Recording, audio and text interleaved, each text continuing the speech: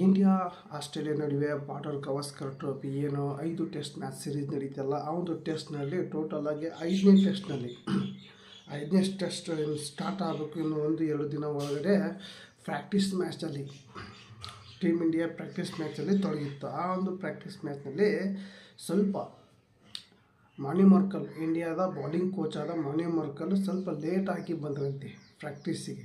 ಹಾಗಾಗಿ ಅವರು ಲೇಟಾಗಿ ಬಂದಿರೋ ಉದ್ದೇಶಕ್ಕೆ ಗೌತಮ್ ಗಂಭೀರ್, ಇಂಡಿಯಾದ ಹೆಡ್ ಕೋಚ್ ಆಗಿರುವಂಥ ಗೌತಮ್ ಗಂಭೀರ್ ಅವ್ರ ವಿರುದ್ಧನೇ ಜಗಳ ಮಾಡಿದ್ರಂತೆ. ನೀವು ಲೇಟಾಗಿ ಯಾಕೆ ಬಂದ್ರಿ ಅಂತ ಜಗಳ ಮಾಡಿದ್ರಂತೆ. ಈ ಒಂದು ಜಗಳನೇ ದೊಡ್ಡ ಇಶ್ಯೂ ಆಗಿತ್ತು ಫ್ರೆಂಡ್. ಟೋಟಲ್ ಆಗಿ ಡ್ರೆಸ್ಸಿಂಗ್ ರೂಮ್ನಲ್ಲಿ ಯಾವುದೂ ಕೂಡ ಸರಿ ಇಲ್ಲ ಅದು ನೀವು ಕೇಳ್ಪಟ್ಟಿದ್ರು.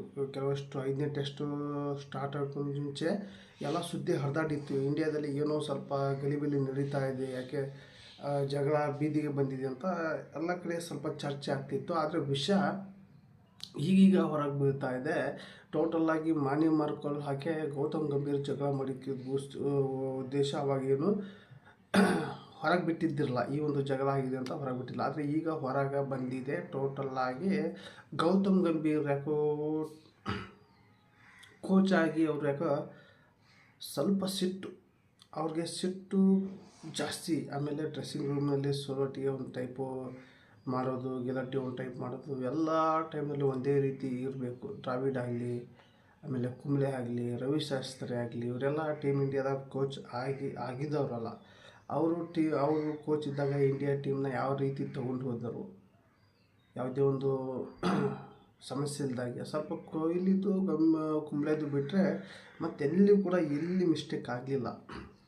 ಸರಳವಾಗಿ ಎಲ್ಲ ಕೂಡ ಮ್ಯಾಚ್ ಚೆನ್ನಾಗಿ ಆಡಿದರು. ಚೆನ್ನಾಗಿರೋಂಥ ಪ್ರದರ್ಶನ ಕೂಡ ಟೀಮ್ ಇಂಡಿಯಾ ಕೊಟ್ಟಿತ್ತು. ಆದರೆ ಗೌತಮ್ ಗಂಭೀರ್ ಬಂದ ತಕ್ಷಣ ಸಾಲು ಸರಣಿ ಸೋಲು. ಅಂದರೆ ಶ್ರೀಲಂಕಾ ವಿರುದ್ಧ ODI ಸೀರೀಸ್ ಸೋಲು, ಆಮೇಲೆ ನ್ಯೂಜಿಲ್ಯಾಂಡ್ ವಿರುದ್ಧ ಇಂಡಿಯಾ ಹೋಮಲ್ಲೇ 3 ಟೆಸ್ಟ್ ಮ್ಯಾಚ್ ಸೋಲು, ಕ್ಲೀನ್ ಸ್ವೀಪ್.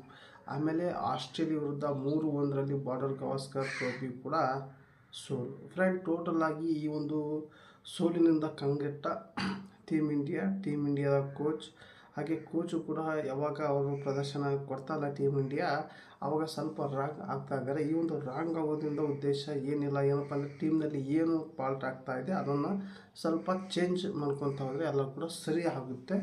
ಆದರೆ ಈ ರೀತಿ ಪದೇ ಜಗಳ ಮಾಡೋದ್ರಿಂದ ಅರ್ಥ ಇಲ್ಲ. ಸುಮ್ಮನೆ ಜಗಳ ಮಾಡೋದ್ರಿಂದ ಮೈಂಡು ಕೂಡ ಸ್ವಲ್ಪ ಎರ್ರಬೇರೆ ಓಡುತ್ತೆ. ಹಾಗೆ ಮೈಂಡ್ ಕೂಲ್ ಇಟ್ಕೊಂಡು ಗೌತಮ್ ಗಂಭೀರ್ ಅವರು ಇನ್ಮೇಲೆ ಟೀಮ್ನ ಎಲ್ಲ ಫಾರ್ಮ್ಯಾಟ್ನಲ್ಲೂ ಕೂಡ, ಅಂದರೆ ಬಾಲಿಂಗ್ ಲೈನಲ್ಲಿ ಆಯಿತು, ಆಮೇಲೆ ಬ್ಯಾಟಿಂಗ್ ಲೈನಲ್ಲಿ ಆಯಿತು, ಚೆನ್ನಾಗಿರೋಂಥ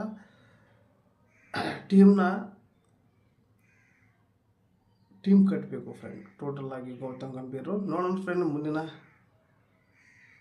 ಸೀರೀಸ್ ಇದೆ, ಈ ಒಂದು 2020 ಸೀರೀಸ್ ಇದೆ, ಆಮೇಲೆ ODI ಇದೆ, ಆಮೇಲೆ ಚಾಂಪಿಯನ್ ಟ್ರೋಫಿ ಇದೆ. ಇದರಲ್ಲಿ ಚೆನ್ನಾಗಿರುವಂಥ ಪ್ರದರ್ಶನ ಕೊಡಲಿ ಅನ್ನೋ ಉದ್ದೇಶಕ್ಕೆ ಗೌತಮ್ ಗಂಭೀರ್ ಅವರು ಕೂಡ ಪದೇ ರಾಂಗ್ ಆಗಬಾರ್ದು.